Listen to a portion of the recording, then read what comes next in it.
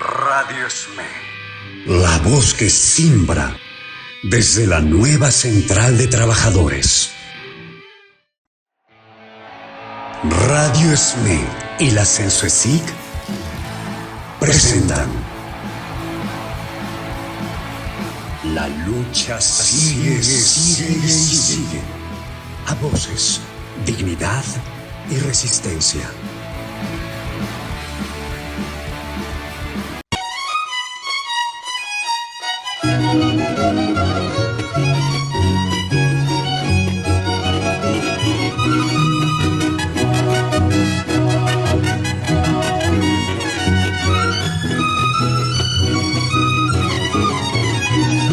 Mucho cuidado, afiliados, que los charros siguen sueltos, en pleno idilio, señores, con alcaldes y abogados, concertando un nuevo pacto, construyendo el segundo piso, que no me falte el Senado ni el poder perjudicial. Tucu, tiquitaca, qué jodida es la calaca, por increíble que suene, coludida con la mafia, ¿es que acaso los mantiene?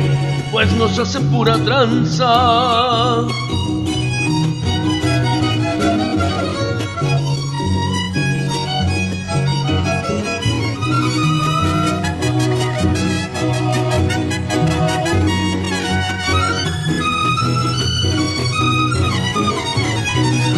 En plena transformación, el centro otorga constancia de su gran simulación, toma de nota distancia. Viva la revolución, también la conciliación, haya sido como haya sido con su legitimación. Y más de 100,000 contratos no fueron legitimados. Millones de trabajadores pa'l botín de mercaderes y charros quedaron. ¿Qué pasó, mi flaca? ¿No te pesa la resaca? Tucu, tiquitaca, resultaste muy corrupta, sector público o privado, académico, universitario, permanente o eventual, tenga su toma y pilón.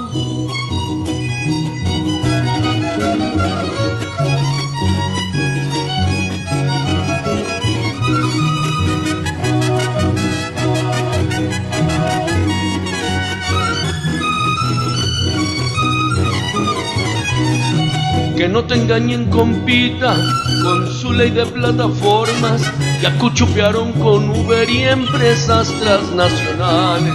Todas son bien patronales, camarada trabajador, taxista o repartidor, ni una menos, ni uno menos, todo el mundo al sindicato, la UNTA, válgame Dios. Tucu, tiquitaca, deben reconocer que son trabajadores con todos sus derechos protegidos por las leyes, requieren un buen contrato.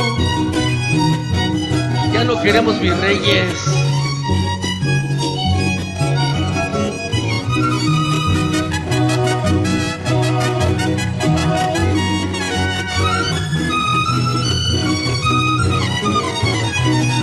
Millones subcontratados, informales y formales, trabajadores del campo y también de la ciudad. Todas las trabajadoras, pues de ellos nadie se escapa, de ser chorrado blanqueado o de ser legitimado.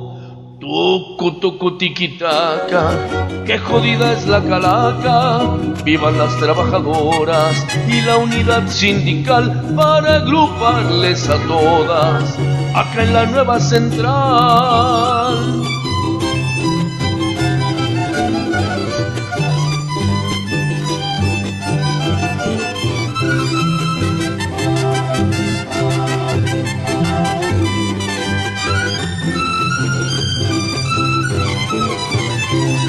Yo conocí un abogado que le roba al afiliado, quería ser apoderado de un sindicato inocente, pero salió del Congreso con cara de penitente, toditito desahuciado, con todito y doitorado.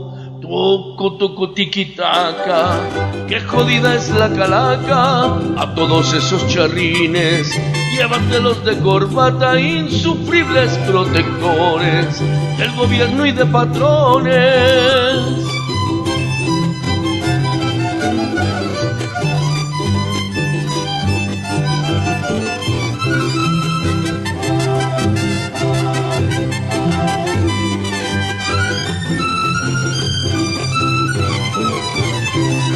Pa' subir a la tribuna prometen impunidad, negocian algunos votos con la charra ilegal, nos roban derecho a huelga, todo por paz laboral, la misma de los panteones con el TME comercial, también corporativismo. Tucu, tucu, tiquitaca, qué jodida es la calaca. Mientras ellos se enriquecen, a nosotros nos limitan, ellos gozando de todo y a nosotros nos rechiflan.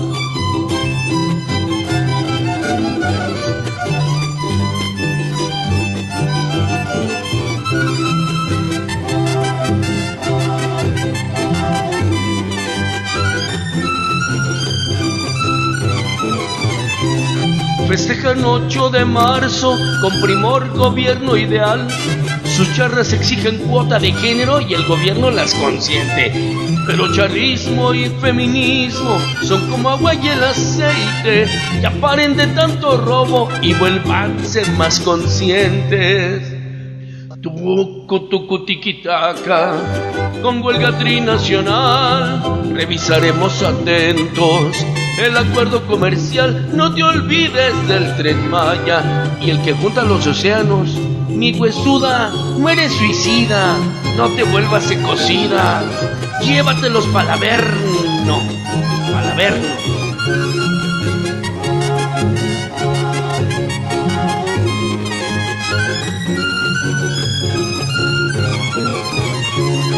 Yo pido perdón, señores, por tener poco cuidado.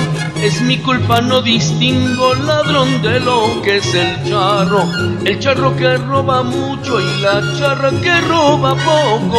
Vacía en el fondo de ahorro junto a su apoderado. Tucu, tucu, tiquitaca, qué jodida es la calaca. El abogado que es gángster o el gángster que es abogado nacen en plena hibridez, desgraciadas alimañas.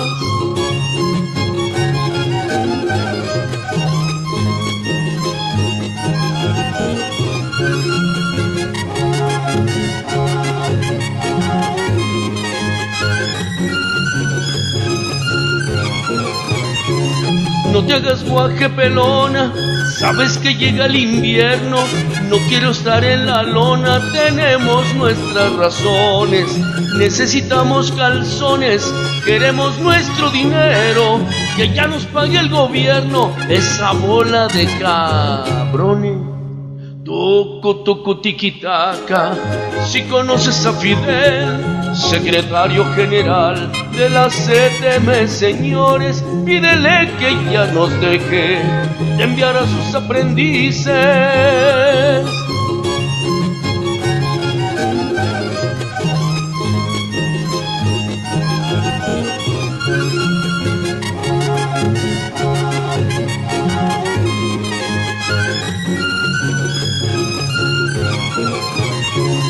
De los charros con la cuarta, ya no queremos más pactos, queremos buenos salarios mínimos y contractuales, hasta de tope al salario, pa' quedar bien pensionados, con sistema solidario. Ya no paguemos la deuda con los fondos nacionales, ni dejes que nos roben nuestros fondos de pensiones, ya desaparecen las afores, ¿no? Tucu, tucu, tiquitaca, qué jodida es la calaca. Como siempre nos engañan, jinetean nuestro dinero, todos ellos unas lacras, invirtiendo nuestra plata. Y ya que paguen las deudas que tienen con las trabajadoras, ¿no? Ya no se hagan güeyes.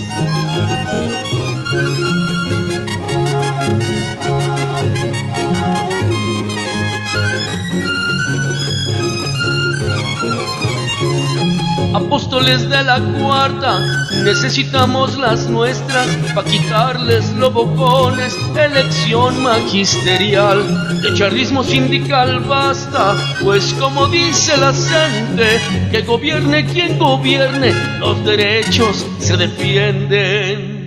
Tucu, tucu, tiquitaca, qué jodida es la calaca. Señores y señoritas, disculpen lo mal trovado, no dejo de celebrar el triunfo del sí, Cintia. Fue un triunfo espectacular. Cometieron charricidio y de paso machicidio. Todo en tu alto honor, Calaquita, mi primor. Si alguien no fue mencionado, lo veo en la próxima Calaca.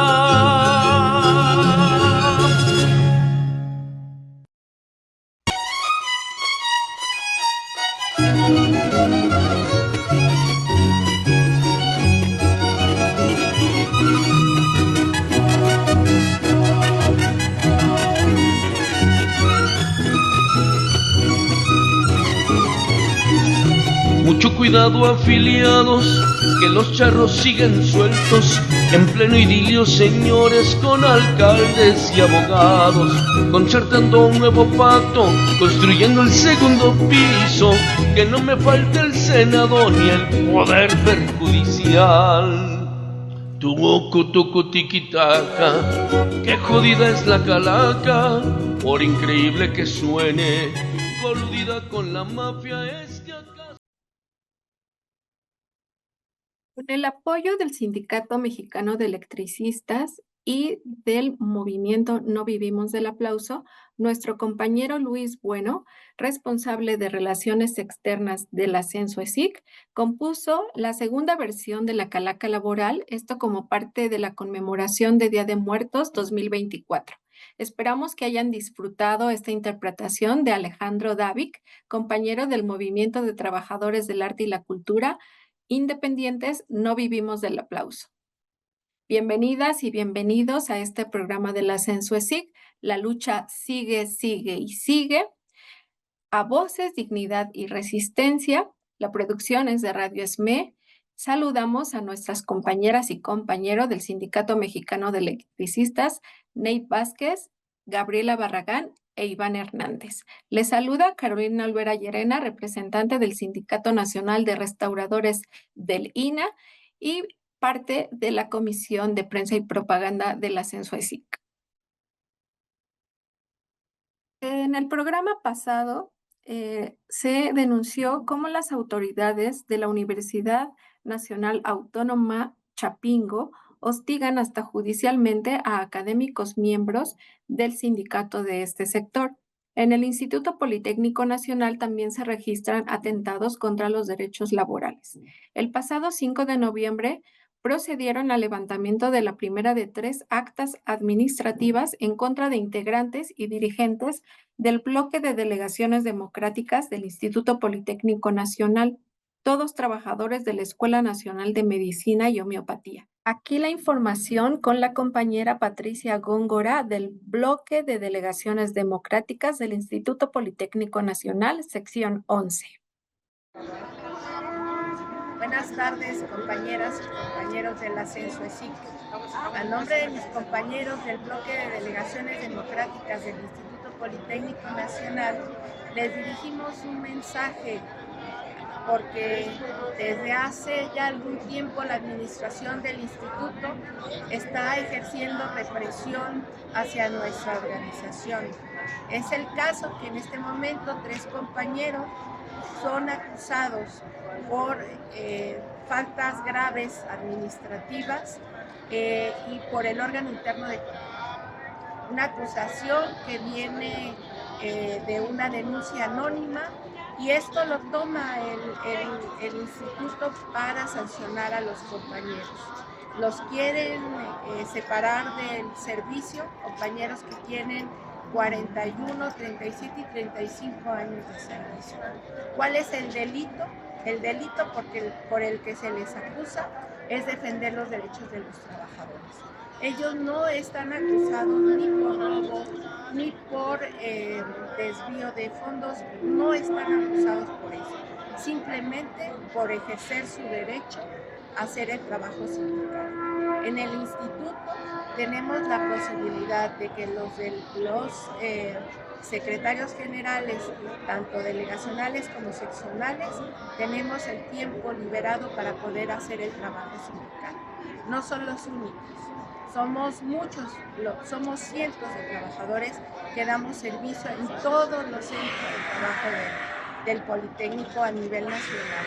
Pero solamente a 3 compañeros se les está acusando de no hacer las labores por las cuales fueron contratados y de no registrar su asistencia en su centro de trabajo.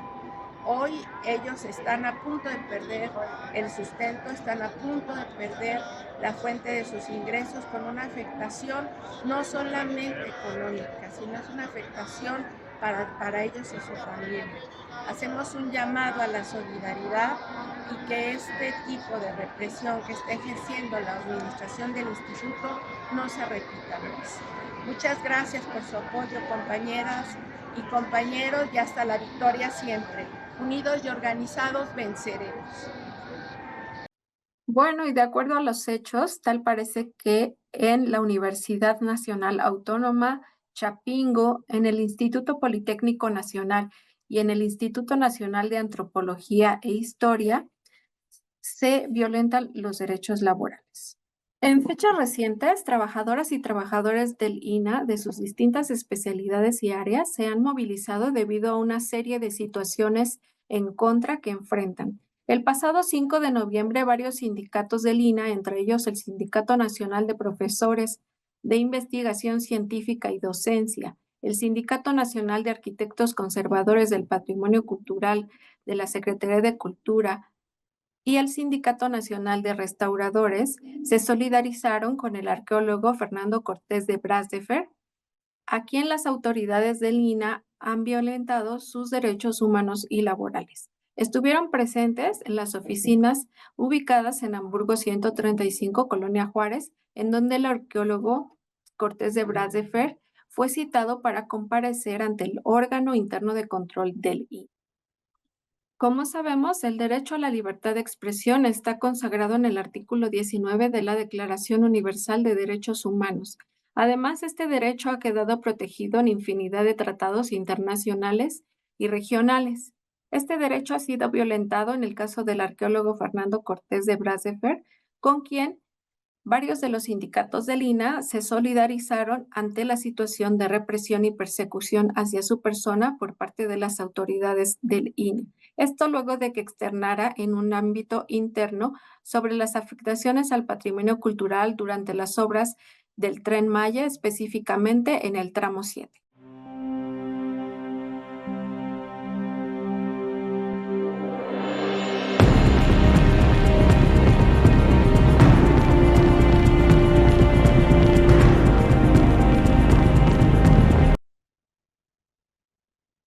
Por otra parte, las y los restauradores del Sindicato Nacional de Restauradores del INAH, SINAR, se encuentran en campaña luego de la reciente ratificación del director general del INAH, el antropólogo Diego Prieto Hernández. Rechazan su ratificación y exigen que quien dirija al INAH lo defienda y cumpla con lo siguiente: seguridad frente a la violencia y otros riesgos, condiciones dignas de trabajo, recursos para ejercer las actividades sustantivas, ambientes libres de hostigamiento y acoso laboral y sexual, respeto a la bilateralidad, respeto a la normatividad vigente. Asimismo, señalan que los derechos culturales son derechos humanos y por lo tanto los y las restauradores del SINAR seguirán luchando por el fortalecimiento del INAH. Radio SME, la voz que simbra desde la nueva central de trabajadores.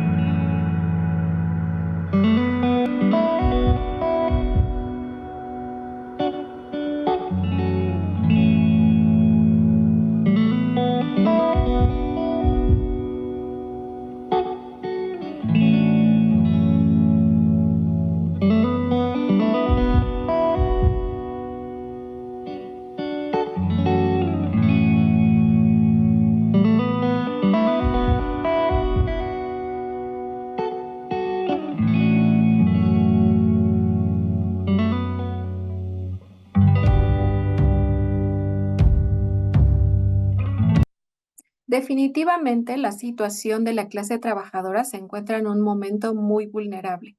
Pero, ¿qué pasa cuando desde adentro del sistema, siendo autoridad, se denuncia la corrupción? Nuestra compañera Florina Piña conversó con Antonio Rodríguez Frino, músico, poeta y dramaturgo, quien fue titular de la Dirección Nacional de Culturas Populares desde enero del 2022 hasta hace poco más de un mes. Lo despidieron por denunciar actos de corrupción interna. Escuchémoslos.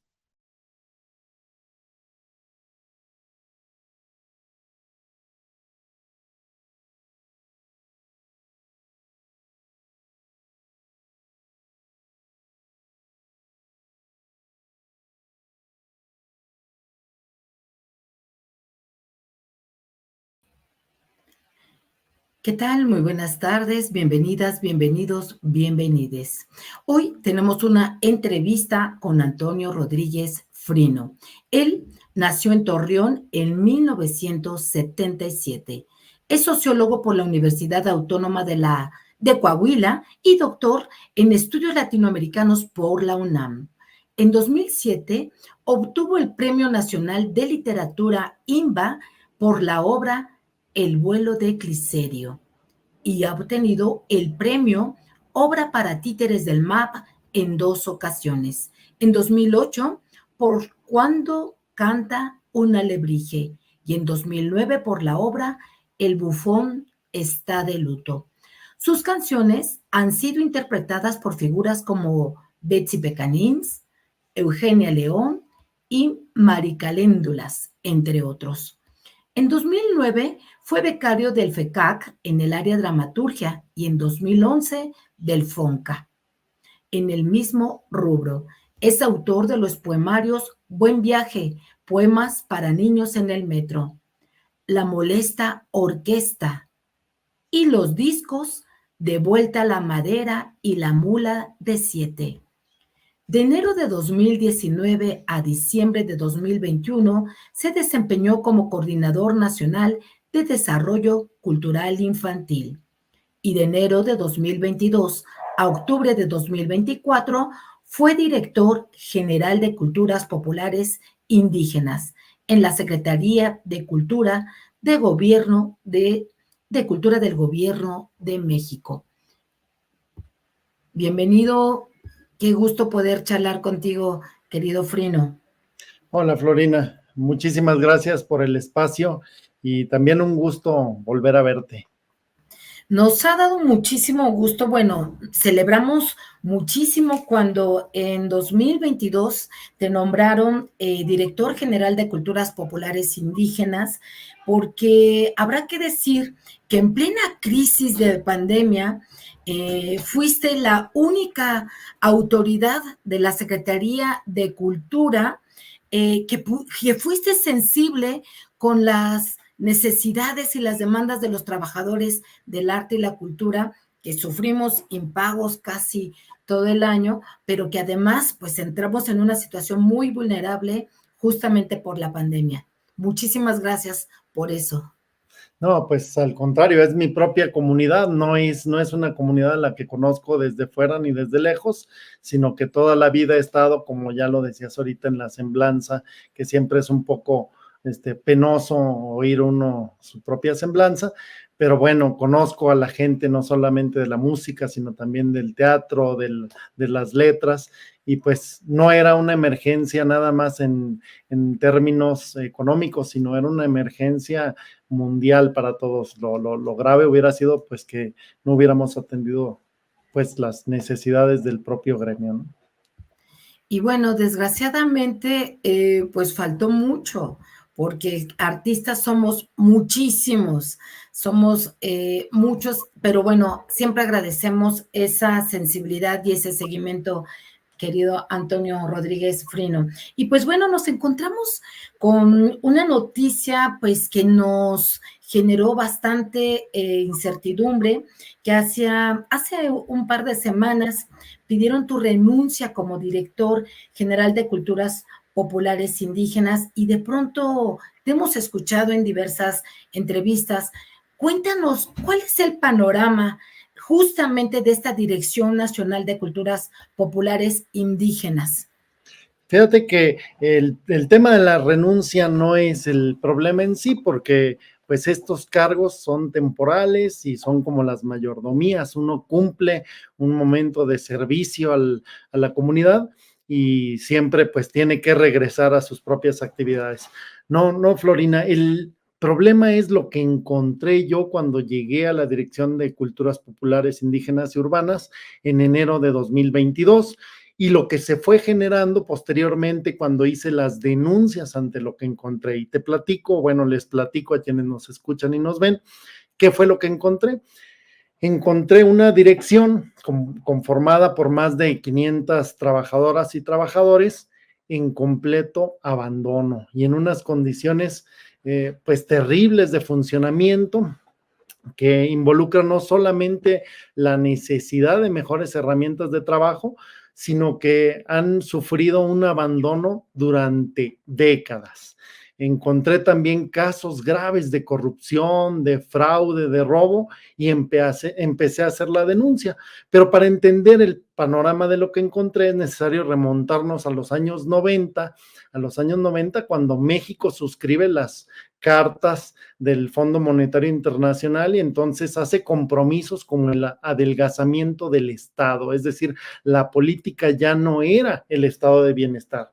Hay que pensar o hay que saber, conocer que la Dirección General de Culturas Populares es una institución que obedece a ese estado de bienestar, es digamos uno de los rebotes o de las últimas consecuencias del cardenismo, y entonces esa es la línea de trabajo, es decir, el trabajo directo con las comunidades más vulnerables de nuestro país. Cuando en los 90s se asume una política o las políticas neoliberales, pues lo primero que sale, digamos, sobrando, pues es eso, una estructura enorme de gente que está dedicada a fortalecer el patrimonio vivo de las comunidades más vulnerables en este país. Así que las 22 unidades regionales que encontramos a nuestra llegada, pues estaban en completo estado de abandono, con problemas, por ejemplo, te pongo un par de ejemplos para que entiendas a lo que me refiero. En Morelos, en una sola oficina, en un solo espacio, hay 11 trabajadoras y trabajadores con solamente 2 computadoras para los 11 en el espacio de una sola oficina, ¿no? Y eso pues les va bien porque hay espacios en los que la infraestructura, al no tener pues mantenimiento, pues se les ha caído el techo, como es el caso del Museo de Culturas Populares en San Cristóbal, como fue el caso de la Casa Hofer en Hermosillo, Sonora, como es el caso de las unidades de Yucatán, como ha sido el caso de muchas de las unidades regionales. Al no tener como dato, tampoco tienen servicios. Hay unidades regionales como la unidad que está en Huichicobi, en Oaxaca, que no tiene luz desde hace 14 años, no tienen computadoras, funcionan, trabajan desde sus teléfonos en un salón prestado por una escuela comunitaria. Esas son las condiciones que encontramos, pero además encontramos procedimientos totalmente abandonados. Por ejemplo, nunca se había hecho una depuración del archivo histórico, nunca se había hecho una depuración del archivo muerto, y eso generaba en los espacios de trabajo acumulación de papel, acumulación de archivo y por consiguiente infestaciones de pulgas, de ratas, de cucarachas. En esas condiciones estaban trabajando las y los compañeros. Además, encontramos que algunos, como era de suponerse en esta circunstancia de abandono, pues hacían su agosto. Y así encontramos, por ejemplo, un compañero que vendió 7 vehículos que eran propiedad de las unidades regionales, incluso algunos estaban acá en el museo, pero había vehículos de los que fueron vendidos en Querétaro, en Tijuana, en diferentes unidades regionales, los vendió en efectivo y, como coloquialmente se dice, se peló con el dinero.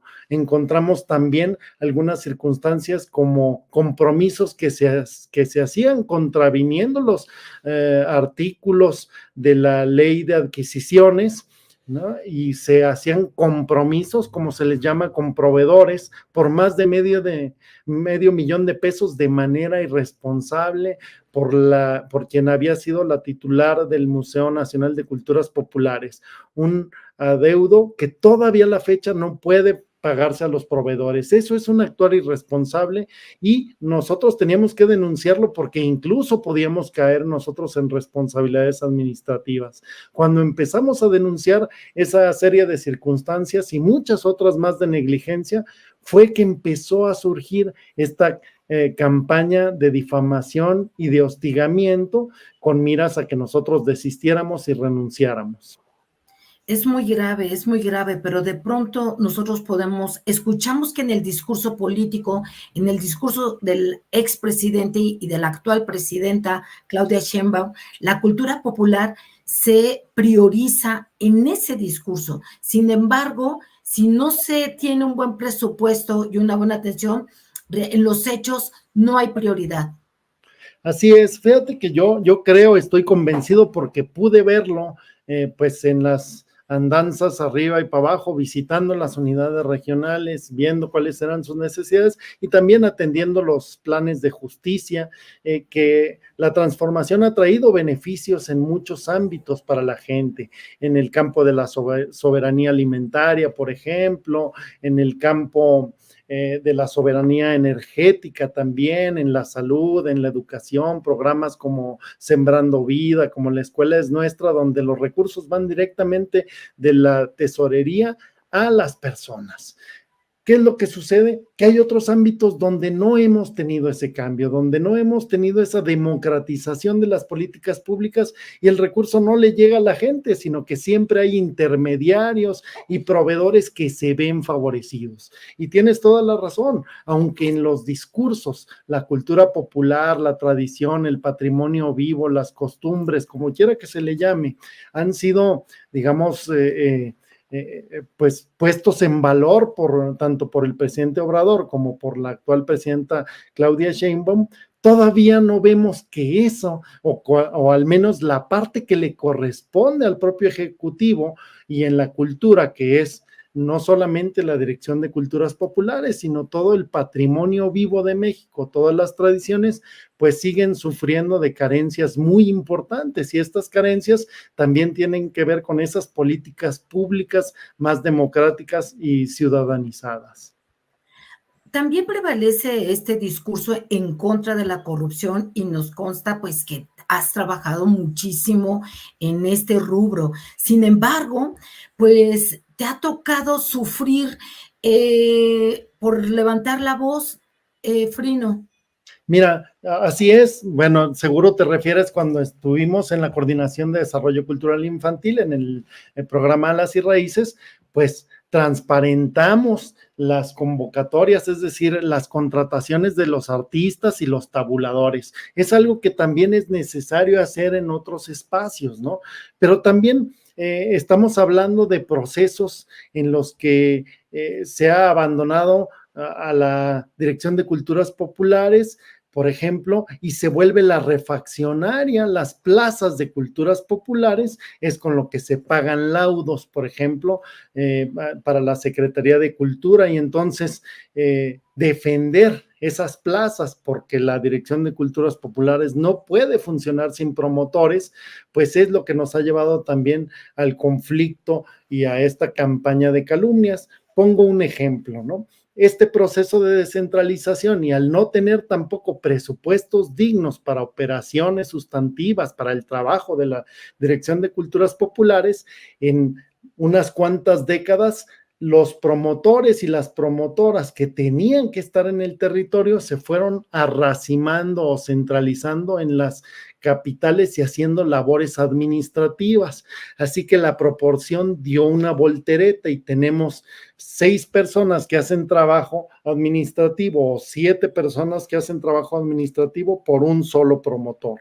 Es decir, es como si tuviéramos muchísimo más aparato burocrático que médicos en cualquier institución de salud, cuando son los médicos quienes ven los padecimientos de la gente. Lo mismo sucede con los promotores. Al dar la vuelta a esta proporción, pues obviamente el elefante reumático, nunca mejor apodado, pues se vuelve un aparato difícil de funcionar, y las plazas pues se ven, digamos, cooptadas incluso por aquellos que no tienen ni la mínima idea de lo que es la cultura popular. Encontramos en plazas de investigadores a un odontólogo, encontramos así.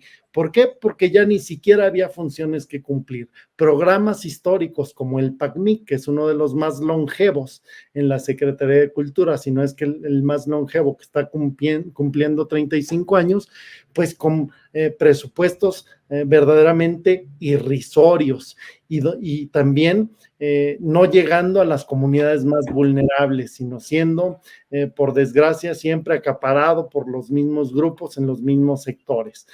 ¿De qué se trata? De extender también en los ámbitos de acción de culturas populares, de volver al modelo originario que plantearon Stavenhagen y Bonfil Batalla, donde los promotores no sean agentes externos que llegan de otra parte a la comunidad a llevarles la cultura como si fuera un elemento civilizatorio, sino todo lo contrario.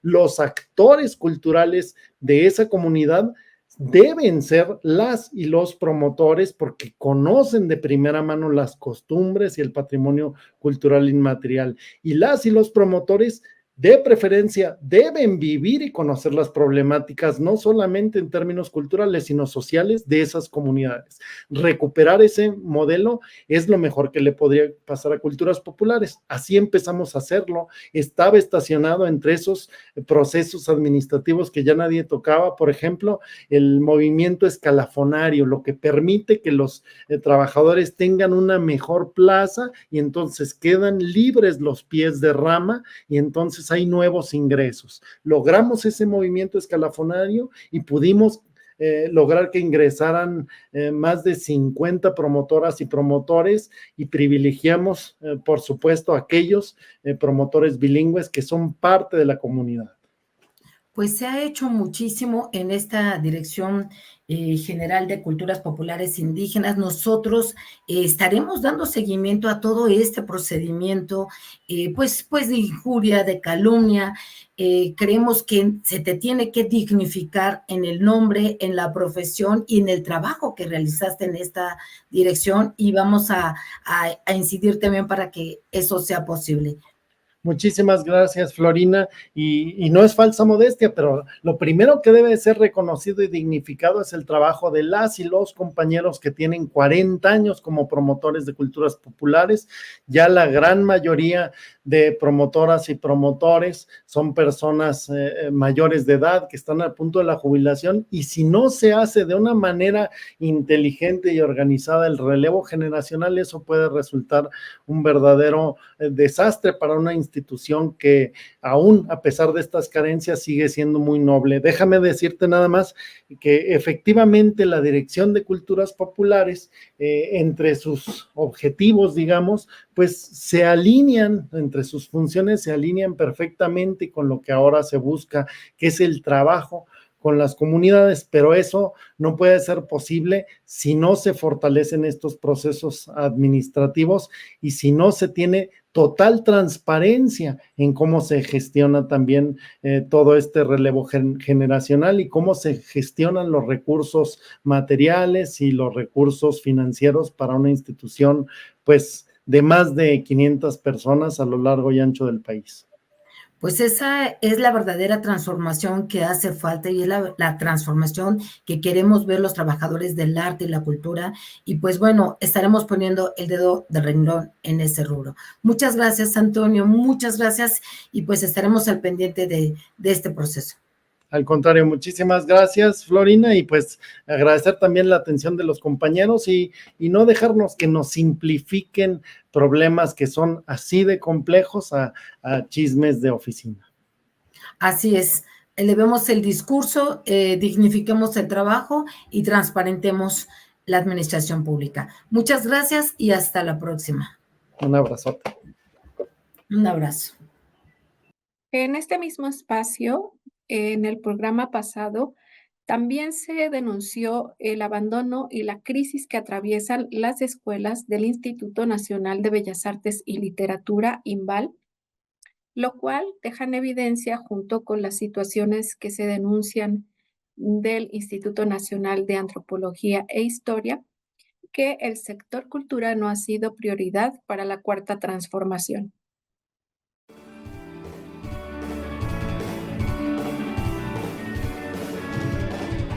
Solidaridad activa. Desde la Coordinadora Nacional de Sindicatos Universitarios de Educación Superior, Investigación y Cultura.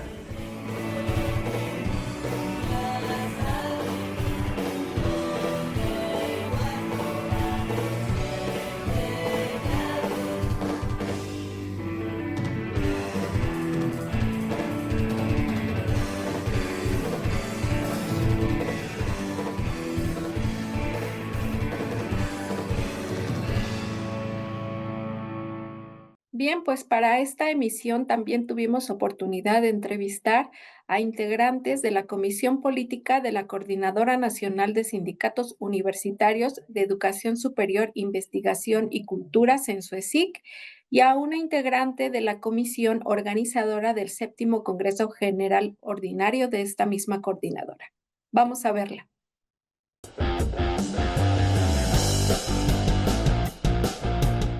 Hola, buen día. Hoy nos acompañan integrantes de la Coordinadora Nacional de Sindicatos Universitarios de Educación Superior, Investigación y Cultura, específicamente miembros de la Comisión Política y una integrante de la Comisión Organizadora del Séptimo Congreso General Ordinario de la CENSUESIC.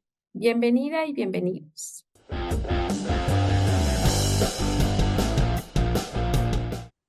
Gracias, Bien, buenos pues, días. están aquí para platicarnos sobre el Séptimo Congreso General Ordinario de la CENSUESIC, próximo a realizarse.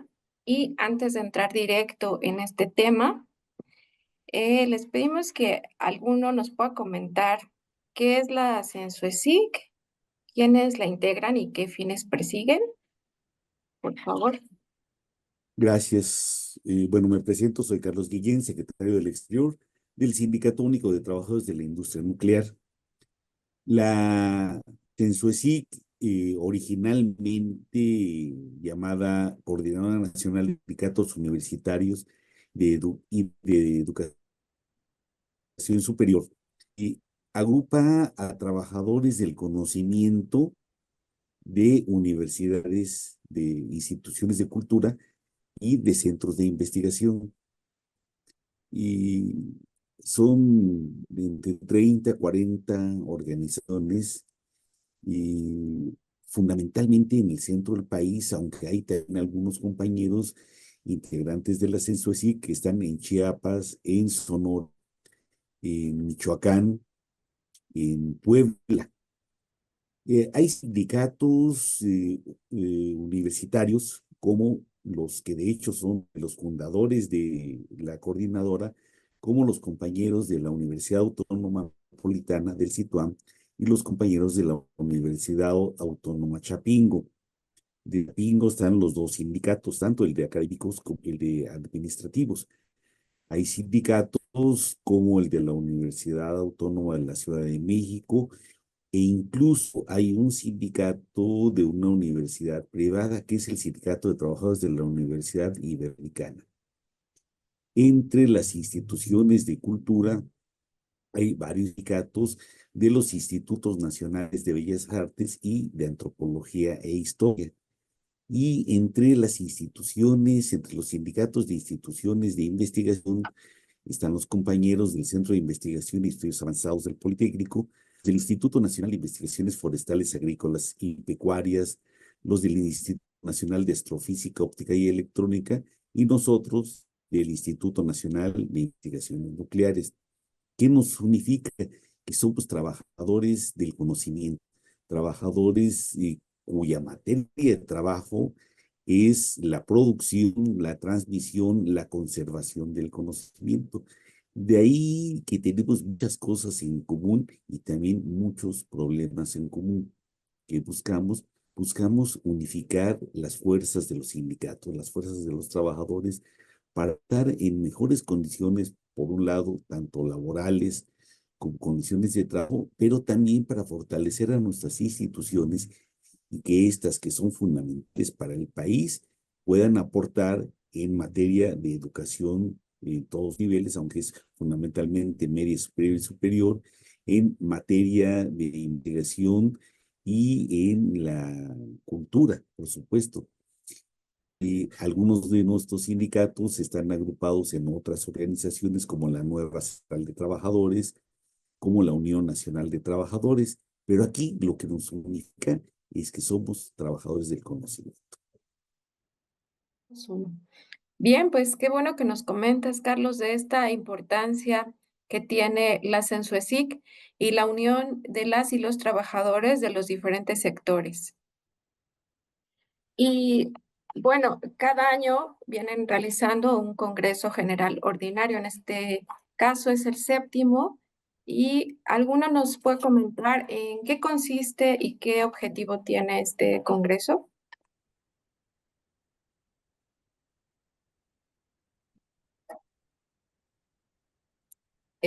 Tu micro. Perdón, sí, voy a responder. Mi nombre es Ángel Gatica Ramírez, soy secretario de Relaciones Exteriores del Sindicato de Trabajadores Académicos de la Universidad Autónoma Chapingo y soy miembro de la Comisión Política de la Sensuesic.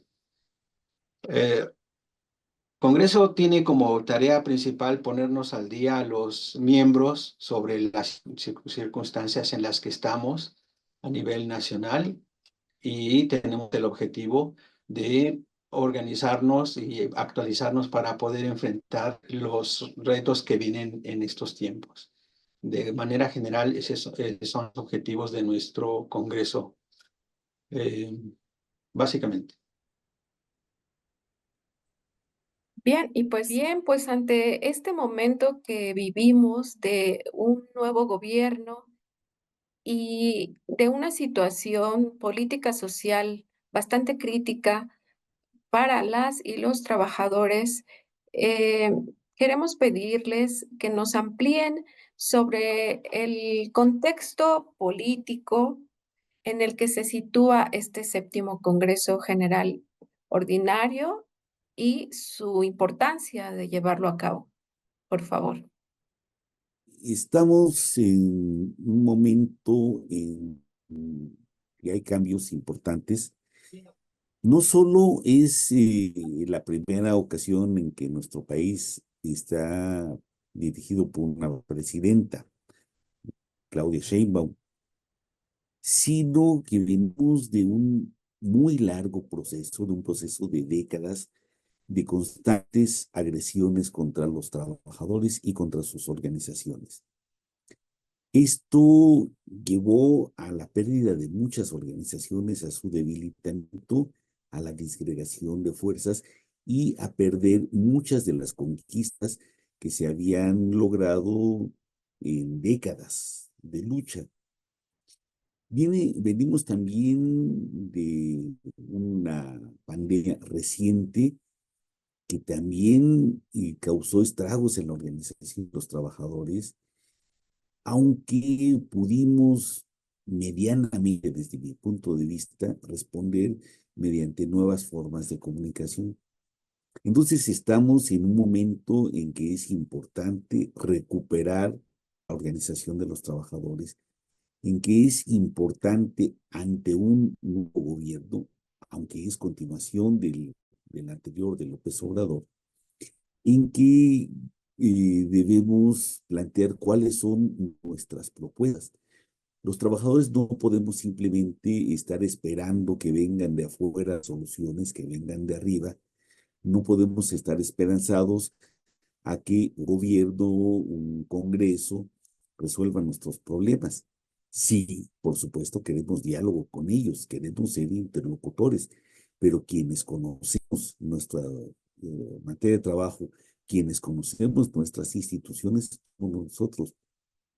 Y por eso creemos que es muy importante que de este Congreso logremos los acuerdos que nos permitan unificar no solo nuestras luchas inmediatas, sino nuestras luchas a mediano y largo plazo que nos permitan diseñar o avanzar en el diseño de qué tipo de educación superior, qué tipo de investigación científica, qué tipo de defensa de del patrimonio cultural necesitamos para que este país, de la mano de los trabajadores, avance hacia la soberanía, hacia la justicia, hacia la independencia. Creemos que es fundamental entonces que en este momento político los trabajadores nos pongamos de acuerdo y tengamos nuestras propuestas. Lamentablemente, bueno, afortunadamente creo que nadie va a resolver nuestros problemas si no estamos organizados. No podemos esperar que venga ningún diputado, ningún gobernador, ningún funcionario público a resolver lo que no hagamos nosotros mismos. Por eso me parece que es muy importante este momento. Claro, Carlos, pues qué necesario es encontrarnos, organizarnos, discutir y accionar para beneficio de las y los trabajadores. Bien, pues pedimos a Leticia Reyes Normandía, que es integrante del Sindicato Nacional Independiente de Trabajadores del Instituto Nacional de Bellas Artes y Literatura, que nos comente cuándo y dónde se va a llevar a cabo este 7º Congreso General Ordinario de la Censo-ESIC. Por favor, Leti. Bueno, pues se celebrará los días 14, 15 y 16 de noviembre en la Escuela de Artesanías. Nosotros como Instituto Nacional de Bellas Artes tenemos la fortuna de que sea en esta escuela. Está ubicada sobre Avenida Chocongo, cerca del Metro San Antonio Abad, y pues estamos muy emocionados nosotros. En lo particular, consideramos muy importante la celebración de este congreso, como lo decía Carlos, en el marco de el inicio de una nueva gestión de sexenio, a pesar de ser una continuación, pues para nosotros como sector cultura nos ha marcado la cuestión presupuestaria muy fuerte. Entonces, estamos muy entusiasmados de poder recibir a todos nuestros compañeros. Claro, gracias, Leti. ¿Y nos pueden también platicar un poco sobre el programa del Congreso, por favor? El primer día vamos a iniciar con una plenaria en la que se presentarán un análisis y evaluación de la situación nacional e internacional, análisis y evaluación de la situación de la educación superior, la investigación y la cultura en México, y también un análisis de la situación del censo ESIC. Eso es las temáticas que se van a abordar para abrir, ¿no?, en este congreso, y se van a organizar las mesas de trabajo a lo largo del día. De hecho, los 3 días vamos a trabajar de las 9 de la mañana a las 6 de la tarde con una pausa para comida, pero básicamente este es el desarrollo. La plenaria, luego mesas de trabajo el primer día y el segundo día. El tercer día, 2 plenarias, también en las que se van a abordar como temáticas generales, por ejemplo, como modelos laborales, la seguridad social, la reforma laboral. Y bueno, la idea es que todos esas exposiciones alimenten nuestra discusión. Y bueno, en la segunda plenaria se abordarán los temas de profesionalización y continuidad del ascenso ESIC, las comisiones de la misma, estrategia de crecimiento, el pacto de unidad y el sindicato nacional, la política de negociación y el plan de acción. De grosso modo, ese es el programa que vamos a trabajar durante el Congreso. Perfecto. Y bueno, sabemos que ya se emitió y se publicó la convocatoria. Eh, la convocatoria tenía unas fechas límite para el preregistro y la presentación de ponencias, pero a pesar de que ya había fechas establecidas, las y los trabajadores pueden acudir al Congreso sin haberse registrado previamente. Por supuesto, la idea es que haya la más amplia participación y por supuesto que hemos tratado de abordar los temas organizativos y de la mejor manera con el trabajo colectivo. Sin embargo, la organización es lo suficientemente amplia y abierta para que cualquier trabajador, incluso trabajadores del conocimiento que no sean de los sindicatos que integran la CENSUESIC puedan participar. Muy bien. Qué bueno que lo señalas, Carlos. ¿Quisiera alguien comentarnos más sobre algún detalle que se nos haya pasado sobre este séptimo Congreso General Ordinario de la CENSUESIC, que se llevará a cabo del 14 al 16 de noviembre?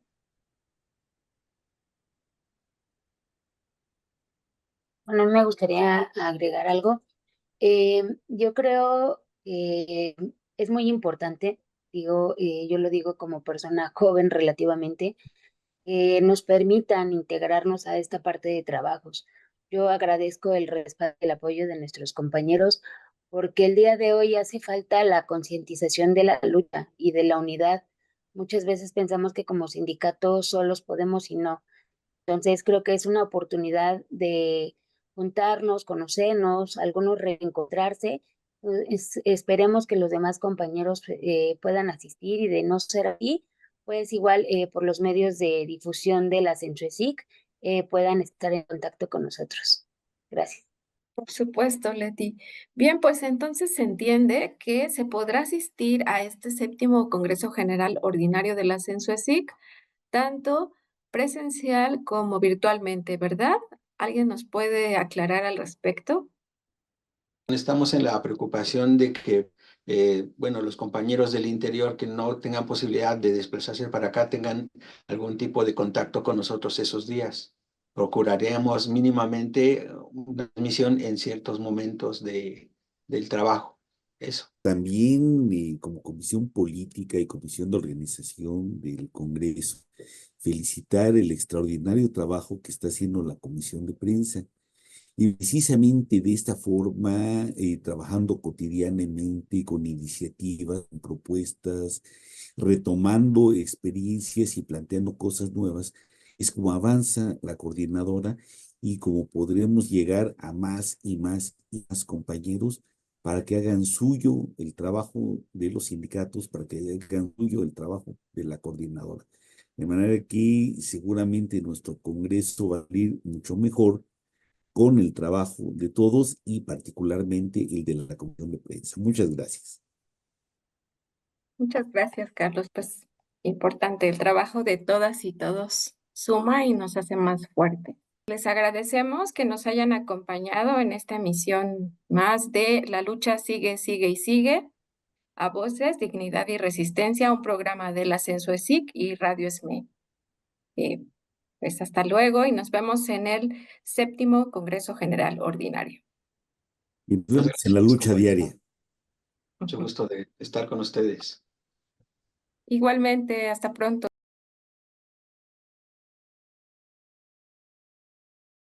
Bien, pues solo resta invitarles a todas y todos a que asistan a este séptimo Congreso General Ordinario de la CENSUESIC del 14 al 16 de noviembre entre las 9 y las 18 horas en la Escuela de Artesanías de Limba, específicamente en el Salón de Usos Múltiples. No falten, ahí nos encontramos.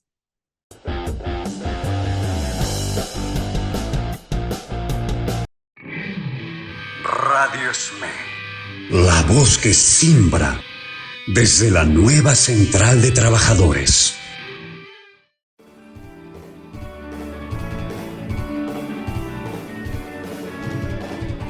Solidaridad activa.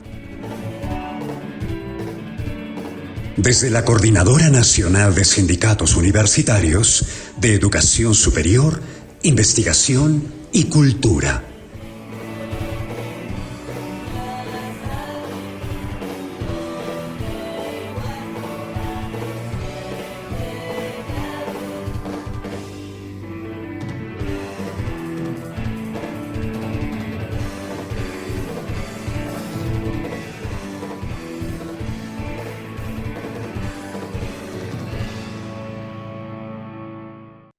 Y bueno, en este congreso también se contará con la presencia de trabajadoras y trabajadores independientes del sector cultura. Florina Piña conversó con representantes del movimiento No Vivimos del Aplauso. Vamos a la entrevista.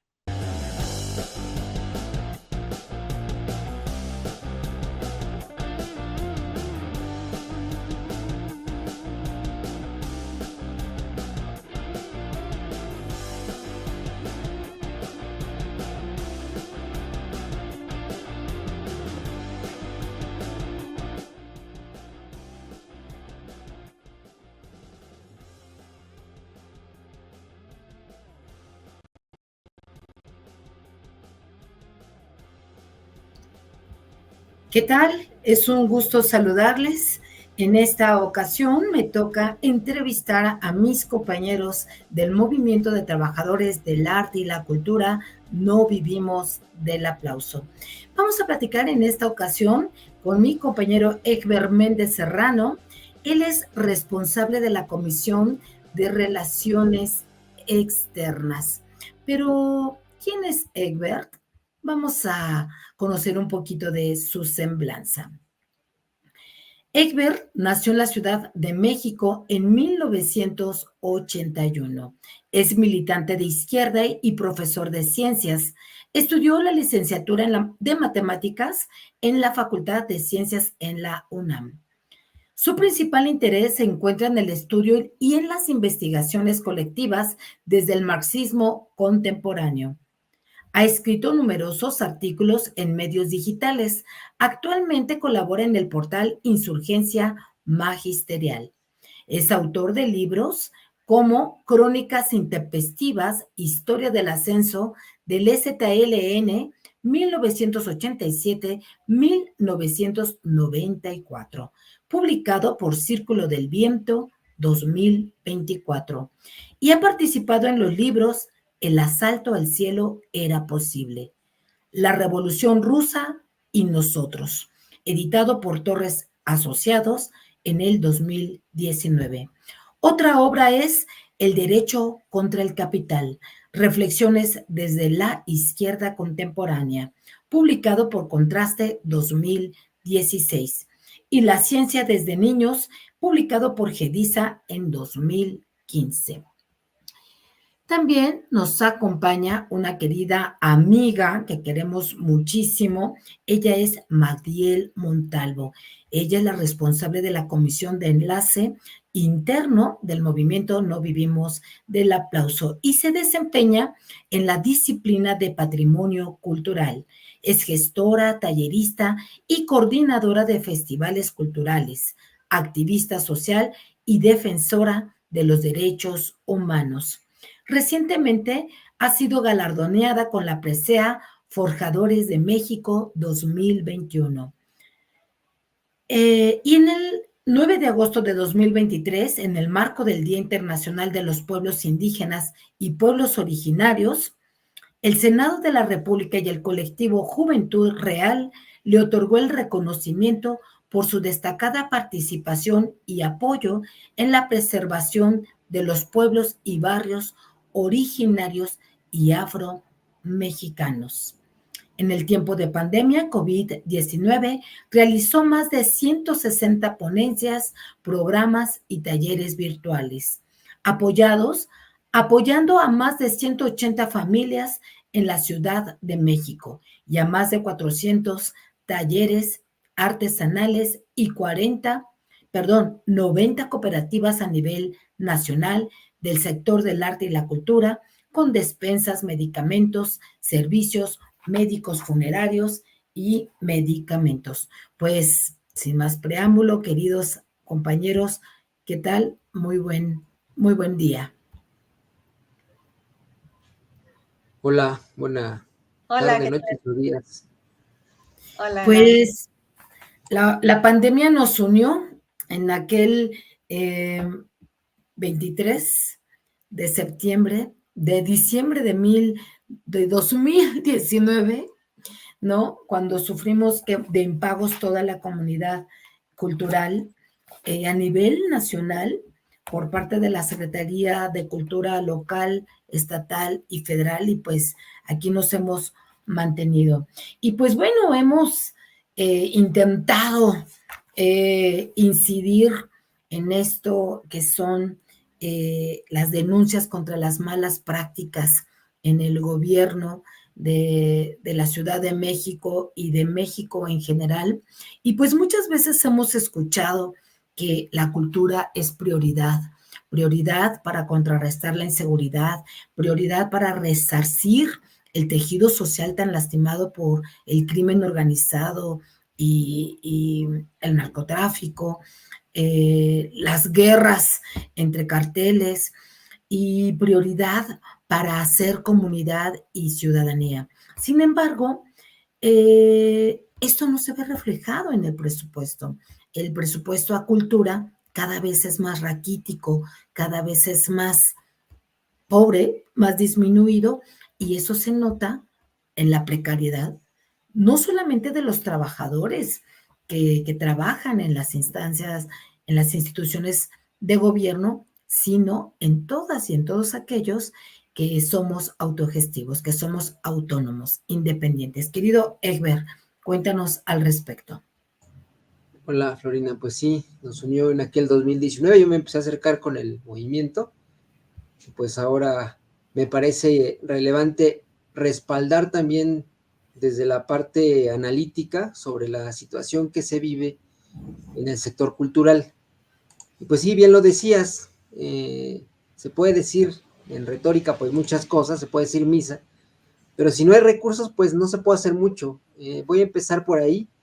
El presupuesto para cultura para este año 2024 en el presupuesto de egresos es de 16,000 millones que se lleva este ramo 48, representa el 0.2% del total. Bueno, eso hay que contrastarlo para más o menos tener una idea o dimensionar de qué nos estamos refiriendo cuando hablamos de este 0.2%. Y ahí lo que puedo decir es que otro ramo como la deuda pública, para este mismo año, ahí para que vean el contraste, se van a destinar más de 1,000 millones de pesos. Es una cifra récord. Representa el 11% del presupuesto total. Y ahí podemos notar 0.2% del total para el ramo cultura contra el 11% para estas deudas públicas, en donde se encuentra la deuda externa, que bueno, se sabe ya que muchas veces se ha pagado.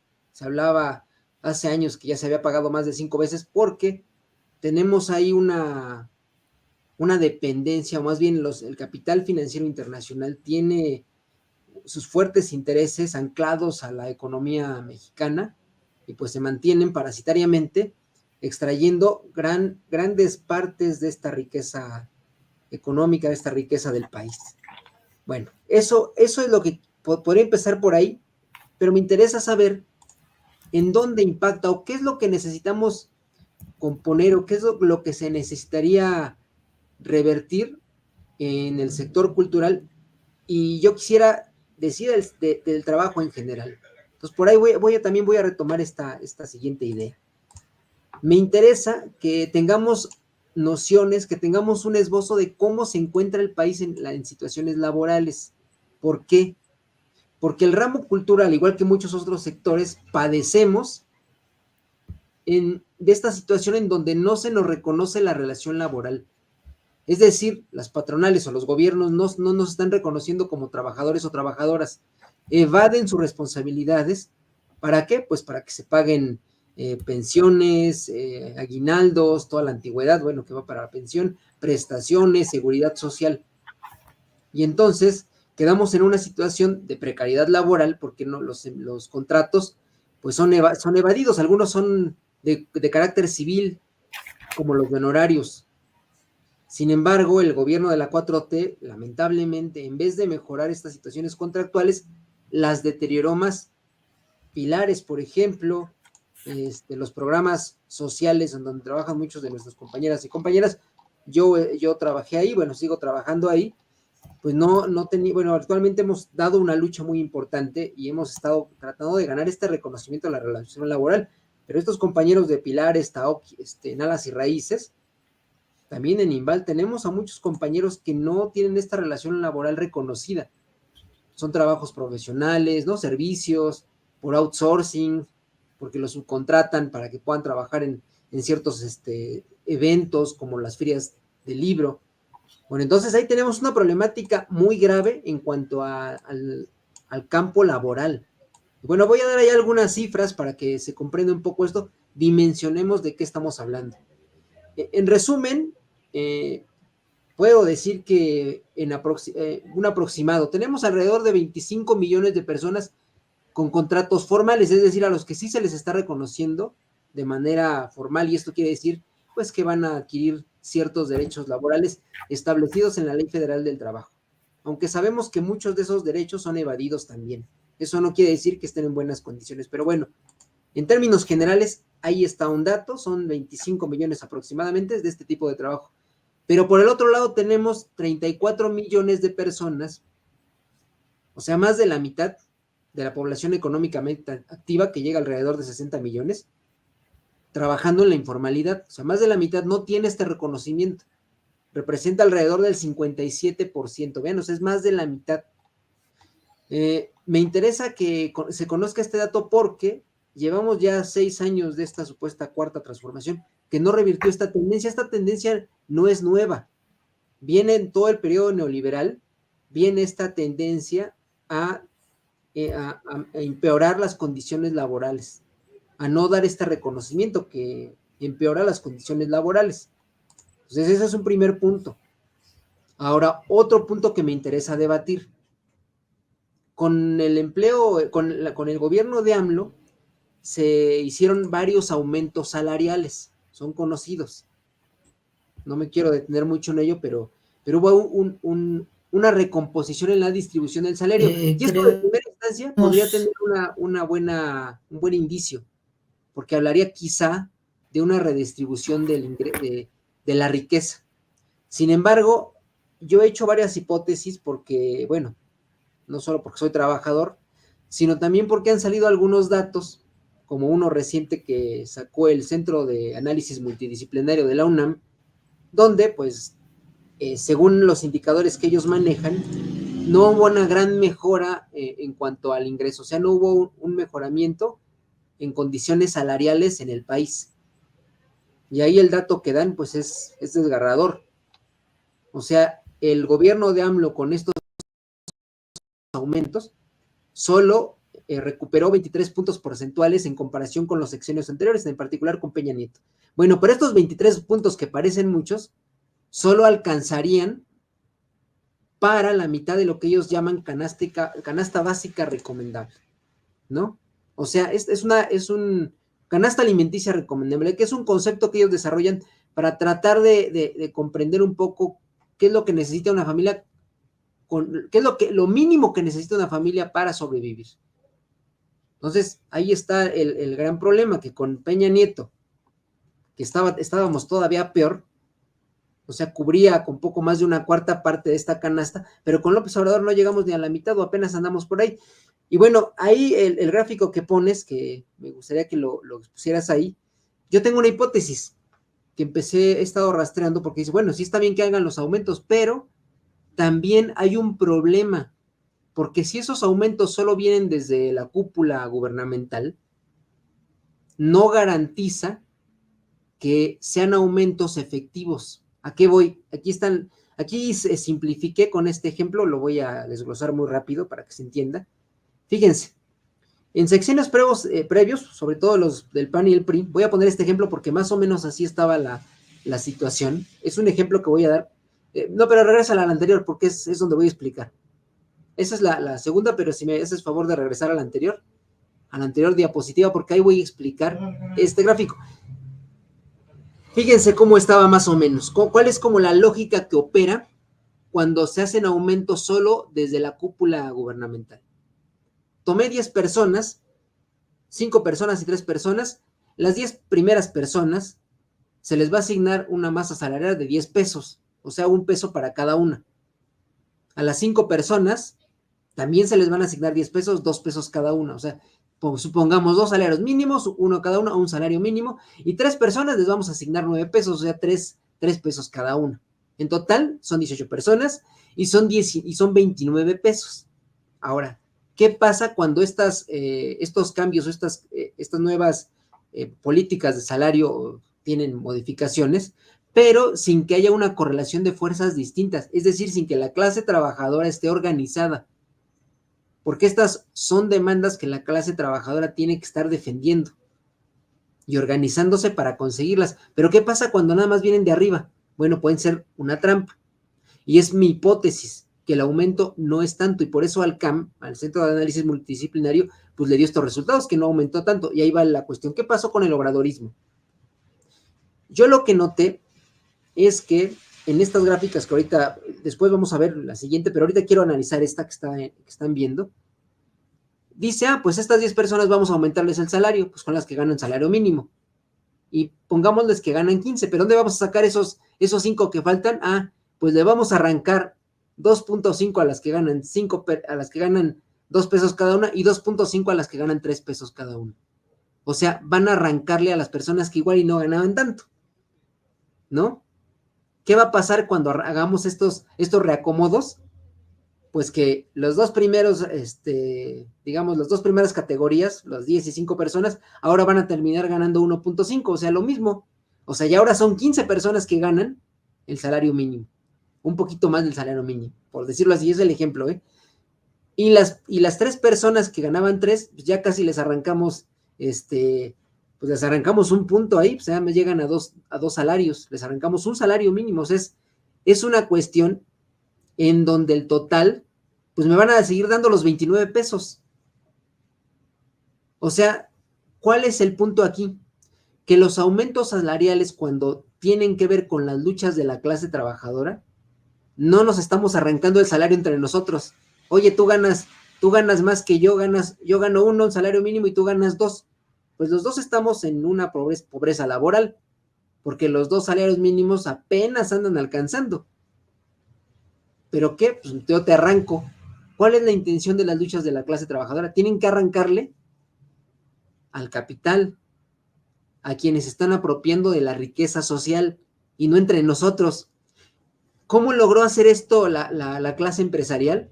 Pues precisamente esquivando las reformas del salario. ¿Por cómo las esquiva? Pues no hay organización de la clase trabajadora. Solo son decretos que vienen por arriba. Y lo que ya he leído algunos artículos donde han notado esto, lo que hicieron las clases empresariales en sus fábricas, en sus empresas, fue hacer estos reacomodos, arrancarles a uno de los de abajo para darles a otros. Y esto como lo pude notar un poco, porque es una hipótesis también, pero me parece muy sensata. Y ahora sí puedes poner la siguiente imagen. La siguiente imagen, ahí van a ver, vean los 3, esta grafiquita, la más negra es del sexenio obradorista. Vean cómo aumentaron un montón, pero de jalón, las personas que están ganando a lo más un salario mínimo.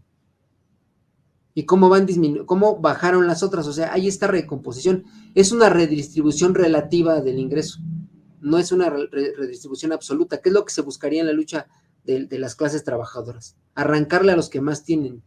Esa es la cuestión. Ahora, ya hablando sobre esta cuestión que me parece importante, es que justo los espacios de organización sindical tienen que orientarse a recuperar esta pérdida de poder adquisitivo del salario, como que se hagan aumentos salariales, pero arrancándoles a los grandes empresarios, porque se llevan, aquí nos podemos llevar mucho tiempo hablando de qué tanto se están apropiando, de qué tanta riqueza social se están apropiando y no redistribuyen ese ingreso. Ese es el punto. Y ahora, ya para concluir, una de las críticas que yo podría hacer para poder aumentar presupuestos para que esta situación mejore, para este reconocimiento de la relación laboral, que se le otorguen derechos a los trabajadores que le han quitado. Bueno, yo ahí lo que sugiero son alternativas. Es dejar de gastar o de destinar tantos recursos a ramos como la deuda pública. Ya hay cuestionamientos desde hace años a estas deudas ilegítimas. Es el capital parasitario. Están parasitando, ni siquiera reinvierten en una cuestión productiva. O sea, solo son capitales que están en Estados Unidos, en Francia, que están arrancándole a las naciones dependientes, como la latinoamericana, como la mexicana, sus riquezas. Entonces, ahí lo que tenemos que hacer como organizaciones es hacer estas exigencias y estos cuestionamientos a los presupuestos de egresos. ¿Cuánto se destina a cada sector? Porque dicen, es que no hay dinero, ese es como el argumento que siempre usan. Y si no hay, entonces, ¿por qué destinas tantos recursos a deudas ilegítimas, no? Entonces, yo creo que ahí hay una crítica, porque ahí podría irse mejorando un poco si luchamos por arrancar esos recursos para mejorar la vida de las y los trabajadores. Otro ramo donde también se está yendo un montón de dinero es la defensa nacional. El gobierno de López Obrador ha dado muchas concesiones a los militares ¿no? Todos sabemos que ha estado pues dándoles a esta cúpula puertos, aeropuertos, hoteles, trenes, vías férreas. Fíjense, en el último sexenio de Peña Nieto, en el último año de su sexenio, se les otorgaron 81,000 millones de pesos a la Defensa Nacional. Con López Obrador se disparó 260,000 millones. Hay quienes están conformes con eso. La 4T trae una especie de defensa del ejército, es una cosa a veces un poco pues penosa para estas personas que decían estar en contra de la militarización y quieren disfrazar diciendo que ya es una socialización del ejército y no, o sea, no podemos decir eso. ¿Y por qué no? Algo que se les olvida es que una problemática que está directamente relacionada con el ejército es el problema de la desaparición forzosa en México. Hay un profesor, tiene un excelente libro, el profesor Roberto González, es profesor de la UPN, y él hace un estimado que hay aproximadamente 700,000 personas desaparecidas. O sea, los datos oficiales nos hablan de 130,000, pero todos saben que hay un subregistro, ese es un subregistro. Los desaparecidos reales ascienden a muchos más, y no me voy a tener ya más en eso, pero no podemos estar diciendo que, ay, qué bueno que se les destine más, no, porque engrosar un cuerpo militar apareja problemáticas. Una de esas problemáticas es la desaparición que fue inaugurada en la Guerra Sucia, mal llamada Guerra Sucia, aquí en México, por el ejército y el Estado. Desaparecieron para reprimir a los movimientos sociales, a la guerrilla urbana, a la guerrilla rural, y esos son saberes que adquirió después el crimen organizado en México, que también sabemos hay un vínculo estrecho con el ejército. Entonces, tenemos que hacer esos cuestionamientos al presupuesto, y eso pues, no lo vamos a lograr nada más mandando. Bueno, y habría que decir que en materia de investigación hay mucho más investigación destinada en investigación militar y en armamentos militares, ¿no?, que en ciencia y tecnología y bueno, ya ni decir de la cultura. Pero bueno, en estas precariedades presupuestarias, pues uno de los sectores que más se ha afectado, pues ha sido justamente el de los artesanos y las artesanas. Y este panorama lo tiene nuestra querida compañera Magdiel Montalvo, aquí en la Ciudad de México. Cuéntanos, querida Magdiel. Hola, pues gracias nuevamente por la oportunidad de compartir este análisis con todas y todos aquí. Pues ciertamente entre los grupos de atención prioritaria del arte y la cultura estamos viendo a los artesanos, quienes de manera sistemática han sido afectados, aún al ser uno de los atractivos culturales y turísticos en nuestro país y de lo que viene siendo el arte popular mexicano. Nosotros vemos dos principales problemas dentro de la parte analítica como parte del patrimonio cultural de México. Pues básicamente uno viene siendo el plagio de todos estos diseños, saberes de los artesanos, y la otra es la gestión, el cómo poder tramitar y hacer uso de los recursos financieros, físicos y demás en el sector artesanal. Sin embargo, después de la pandemia empezamos a observar que ellos a nivel, como dicen por ahí, de su bolsillo, a lo que son más afectados son a lo mejor a otras cosas. Tomemos en cuenta que durante la pandemia nosotros pudimos observar varias problemáticas en general en todas las disciplinas del arte y la cultura, pero muy directamente yo como trabajadora dentro del sector artesanal, dentro de una asociación que es Manos Creativas API-AC, con la que estuve trabajando muy directamente en estos apoyos que comentabas, Florina, al principio, estuvimos haciendo como un análisis muy puntual sobre las necesidades dentro de la comunidad de artesanos. Durante la pandemia nosotros tuvimos 44 defunciones, prácticamente fue una por semana. y fue muy lamentable, y nosotros pensamos que después de volver a esta normalidad íbamos a recuperar el nivel económico pues para nuestras familias.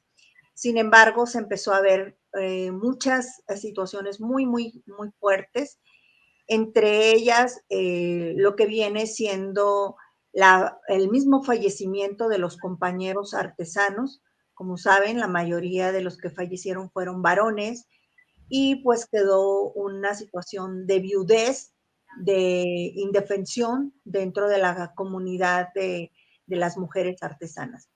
Luego también hubo divorcios, porque el aislamiento, el estar en convivencia, pues algunos ya no se conocían, empezaron a tener separaciones, y la violencia en algunos hogares se intensificó.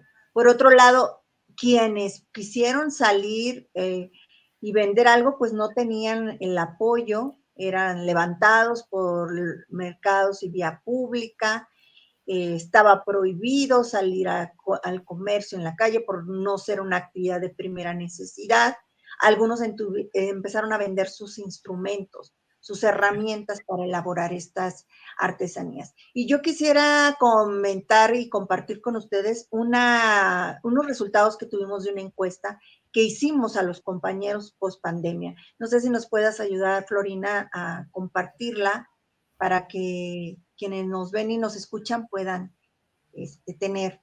Hicimos un diagnóstico general el año pasado para ver cómo estaba la situación actual, y estuvimos no solamente abarcando a compañeros de la Ciudad de México, ciertamente el mayor porcentaje fue de la Ciudad de México, un 30%, luego tuvimos un 9% de Chiapas, un 1% de Colima, 28% del Estado de México, que es la zona conurbada aquí a la Ciudad de México, 3% de Guerrero, 3% de Hidalgo, 7% de Jalisco, 4% de Michoacán, 3% de Morelos, 10% de Oaxaca, un porcentaje de Sonora, Veracruz, y un 100%, ya esto nos daba a un total de 140 personas que estuvimos checando de manera directa, pero en general atendimos a 400 artesanos preguntando generalmente estas problemáticas. Y vemos que una de las situaciones graves que observamos fue el porcentaje de edad. No hay renovación generacional en el conocimiento artesanal. La mayoría de los compañeros artesanos son mayores a 40 años. Tenemos un gran porcentaje entre 50 y 60 años, que estamos hablando prácticamente del 37%, y muchos de ellos son del 14% casi, 13.64.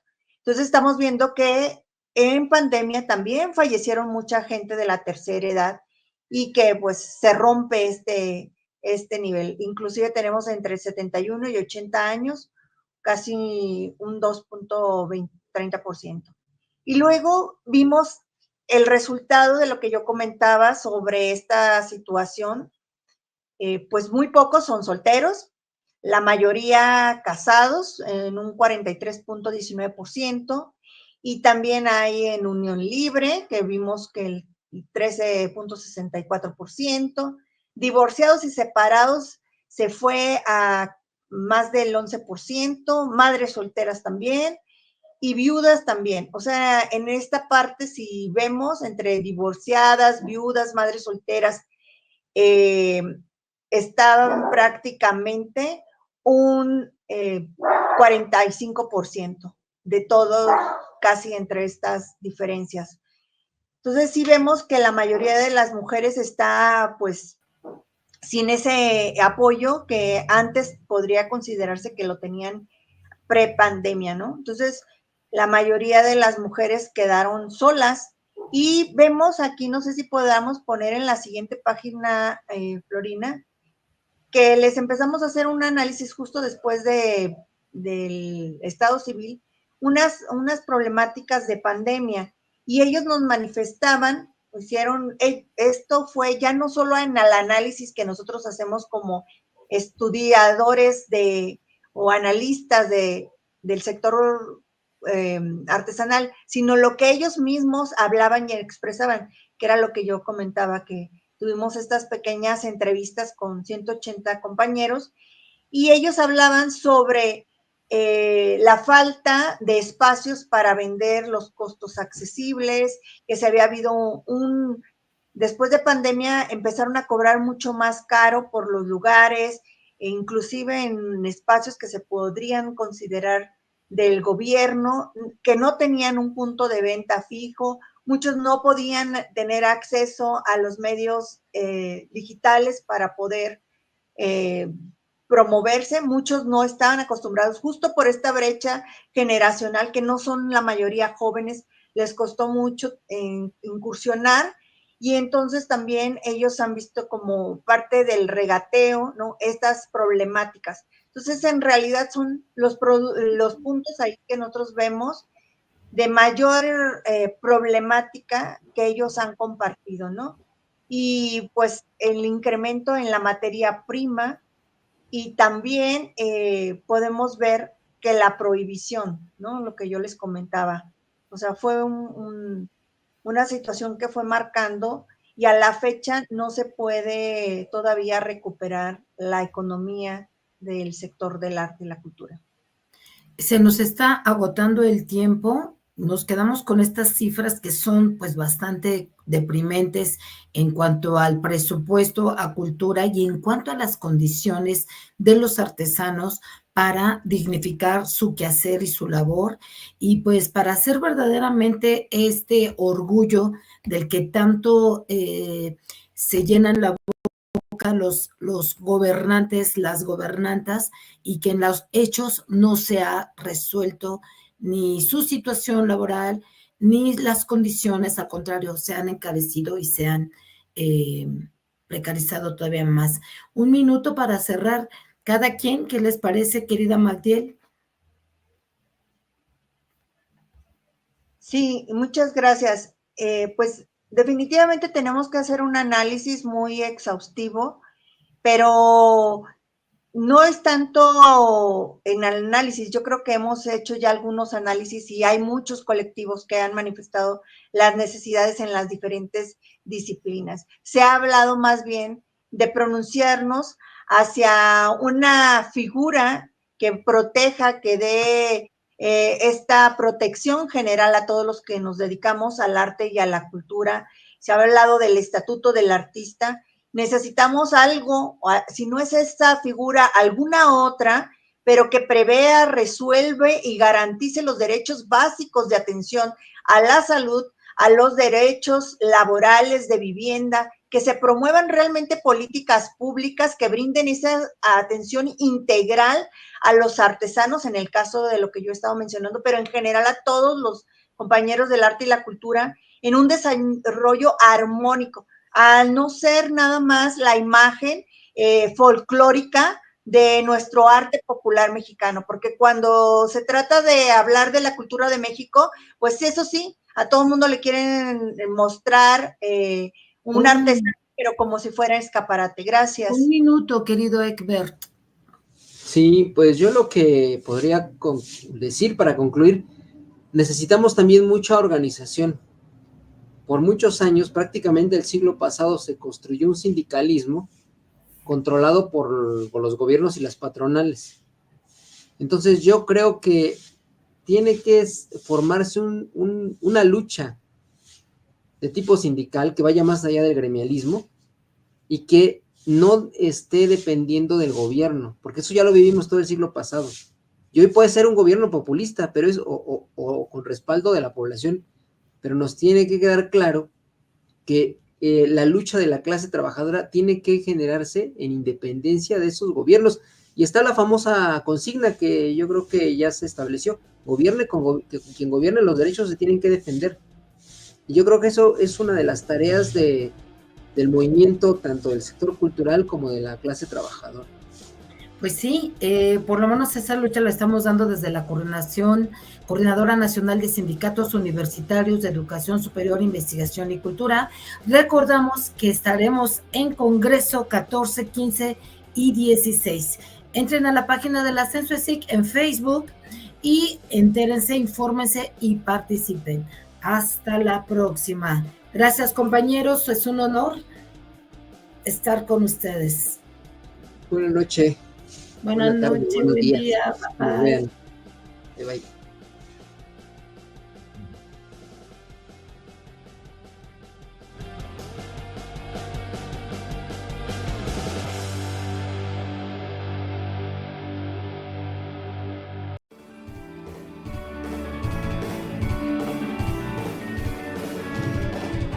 Solidaridad activa. Desde la Coordinadora Nacional de Sindicatos Universitarios de Educación Superior, Investigación y Cultura.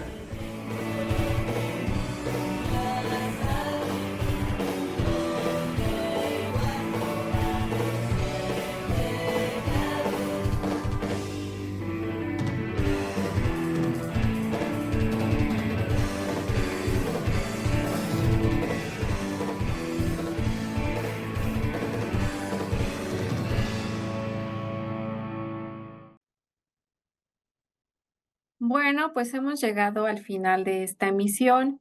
Agradecemos su compañía en este programa de la Censo-ESIC y Radio ESME. La lucha sigue, sigue y sigue a voces, dignidad y resistencia. La producción es de Radio ESME. Agradecemos a nuestras compañeras y compañeros del Sindicato Mexicano de Electricistas, Ney Vázquez, Gabriela Barragán e Iván Hernández. Despedimos también a nuestra compañera Florina Piña del movimiento No Vivimos del Aplauso. Se despide de ustedes Carolina Olvera, representante del Sindicato Nacional de Restauradores del INA. Muchas gracias por acompañarnos. Les recordamos que si su sindicato, movimiento o colectivo está en pie de lucha, este espacio se pone a sus órdenes. Y pues les dejamos con esta canción de Guillermo Velázquez y los Leones de la Sierra de Jichú durante su participación en un festival artístico denominado Fandango Informativo de Jesús Antonio Rodríguez Aguirre, conocido en el medio artístico como Frino, que ya escuchábamos hace un momento en la entrevista, y que tuvo lugar el pasado 30 de octubre en la Ciudad de México. Nos vemos en la siguiente. Hasta la próxima. Y por mis venas corren dignamente unas gotas de sangre chichimeca. El rey somos de Garambuyú y se así tal cual con estas fachas. Oriundo de la sierra, mucho orgullo, y también mexicano hasta las cachas.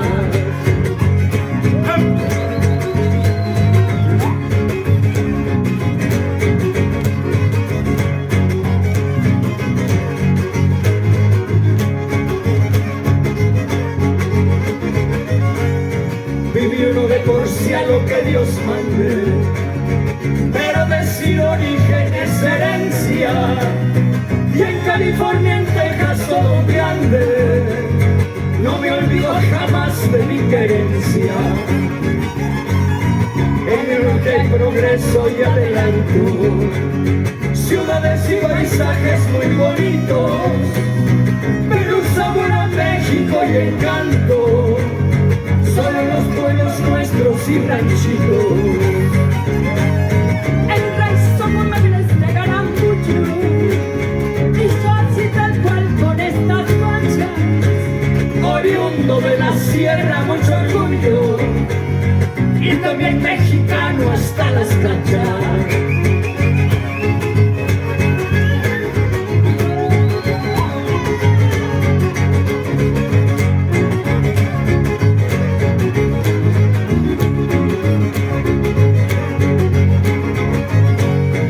Aunque vengo de gente campesina, en mi memoria hay rastros de metal, porque cuando los tiempos de la mina supe de socavón jornal. Sabidurías antiguas y secretas me llevan a decir que sin cabestros para trobar verdades los poetas y para zapatear los sones nuestros. El raizo pumagres de Garambucho es así tal cual con estas manchas, oriundo de la sierra, mucho orgullo y también mexicano hasta las cachas. Oriundo de la sierra, mucho orgullo y también mexicano hasta las cachas. Colorado a bailar conmigo.